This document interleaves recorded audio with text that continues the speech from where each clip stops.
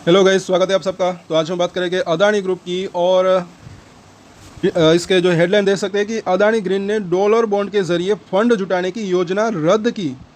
Fund जुटाने की योजना उन्होंने बनाई थी, वो जो है रद्द की और बताई ये वजह।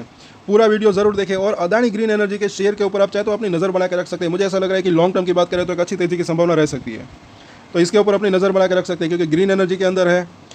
मुझे ऐसा लग रहा है कि जैसे जैसे इसकी कैपेसिटी वो एक्सपेंड करते हैं तो इसका प्रॉफिट और रेवेन्यू बढ़ सकता है। उसके बाद शेयर के अंदर भी तेज़ी की संभावना रह सकती है।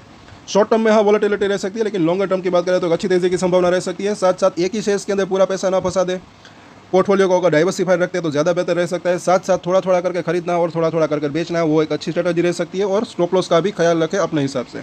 चलिए आगे देखते हैं। अगर आप खरीदते हैं मतलब तब की आगे देखते हैं कि रिन्यूएबल एनर्जी के क्षेत्र में काम करने वाली अदानी ग्रुप की कंपनी अदानी ग्रीन एनर्जी ने डॉलर बॉन्ड यानी कि यूएस डॉलर डिमोनेटेड बॉन्ड के माध्यम से धन जुटाने की योजना को ठंडे बस्ते में डाल दिया है।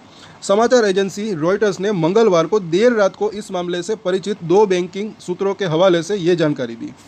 रिपोर्ट के मुताबिक निवेशकों ने कंपनी की अपेक्षा से अधिक यील्ड पर बोली लगाई, जो कंपनी के स्वीकार्य नहीं थी। ये सबसे बड़ी रीज़न था कि क्या रीज़न है कि ये जो है इन्होंने ये रद्द की। कंपनी की क्या है, अपेक्षा से अधिक यील्ड के ऊपर जो है निवेशकों ने बोली लगाई और कंपनी के लिए ये जो है स्वीकार्य नहीं था, और इस कारण कंपनी ने धन जुटाने की योजना को रद्द कर दिया। एक बैंकर के मुताबिक प्रारंभिक मार्गदर्शन के तहत 20 साल की परिपक्वता अवधि के लिए 7% यील्ड की पेशकश की गई थी। और बैंकर ने कहा कि कुछ निवेशक उच्च यील्ड की मांग कर रहे थे, जो कंपनी के हिसाब से सही नहीं थी। इसलिए उन्होंने इस सौदे को रद्द करने का निर्णय लिया। इस संबंध में रॉयटर्स के भेजे गए ईमेल का अदानी ग्रीन एनर्जी ने कोई जवाब नहीं दिया है।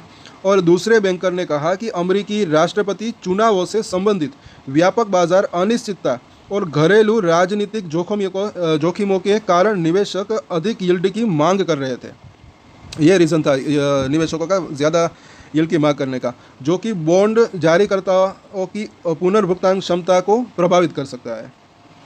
अगले महीने शायद अमेरिका के अंदर चुनाव भी जो है हो सकते हैं। आगे देखते हैं कि अदानी ग्रुप ने शॉर्ट सेलर हिडनबर्ग रिसर्च द्वारा लगाए गए आरोपों के लगभग एक साल के बाद वर्ष 2024 की शुरुआत में डॉलर बॉन्ड बाजार में वापसी की। इन आरोपों के कारण ग्रुप की यानी कि वो कंपनियों के शेयरों में 150 अरब डॉलर की गिरावट आई थी। इन आरोप मतलब कि वो जो हिडनबर्ग के आरोप थे ये शॉर्ट सेलर के, उस वजह से।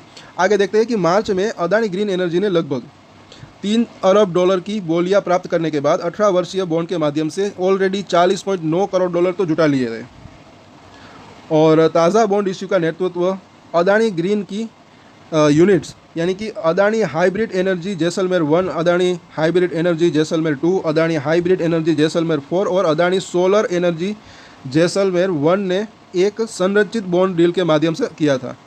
इसके बारे में हमने चर्चा की थी जब ये तैयारी चल रही थी। आगे देखते हैं कि चारों सहायक कंपनियों को भेजे गए ईमेल का भी कोई जवाब नहीं मिला। फिच रेटिंग के एक नोट के मुताबिक प्रत्येक यूनिट को दूसरों के दायित्वों की गारंटी देनी थी, जबकि बॉन्ड इश्यू से जुड़े अनुबंध सामूहिक आधार पर निर्धारित किए जाएंगे। फिच रेटिंग ने कहा कि इस बॉन्ड से प्राप्त राशि का उपयोग सहायक कंपनियों के मौजूदा डॉलर निर्देशित निर्माण ऋणों के रीफाइनेंस के लिए किया जाना था। सो ये जो है इसकी पूरी की पूरी रिपोर्ट है। और जैसे कि हमने देखा क्यों ये डॉलर बॉन्ड का जो है ये कैंसिल क्यों किया, इसके बारे में भी जो है यहाँ पर डिटेल में जानकारी है। फिर भी मुझे ऐसा लग रहा है कि अदानी ग्रीन के ऊपर आप चाहे तो अपनी नज़र बना के रख सकते हैं। आगे चलकर ये वापस से जो है ये बॉन्ड इश्यू ला भी सकते हैं कुछ समय के बाद। ये सब इलेक्शन मतलब कि वो सब ख़त्म हो जाए उसके बाद, तो इसके ऊपर अपनी नज़र बना के रख सकते हैं। मुझे ऐसा लग रहा है क्योंकि ये ग्रीन एनर्जी के अंदर है, तो आगे चलकर उसके अंदर तेज़ी की संभावना रह सकती है।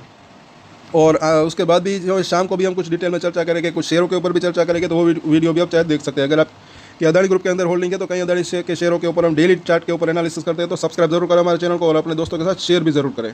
आज के वीडियो में इतना ही। और एक स्टैंडर्ड डिस्क्लेमर जो कि मैं हमेशा देता हूँ, आप कोई भी ट्रेड ले उससे पहले अपनी रिसर्च करें, अपने फाइनेंशियल एडवाइजर की सलाह ले, उसके बाद ही कोई डिसीजन ले, और डिसीजन ले तो उसकी जिम्मेदारी मैच्योरिटी के साथ खुद ही ले। ये वीडियो मैंने एजुकेशन पर्पस के लिए बनाई, मेरी तरफ से कोई भी बाय या सेल की रिकमेंडेशन नहीं है। Thank you.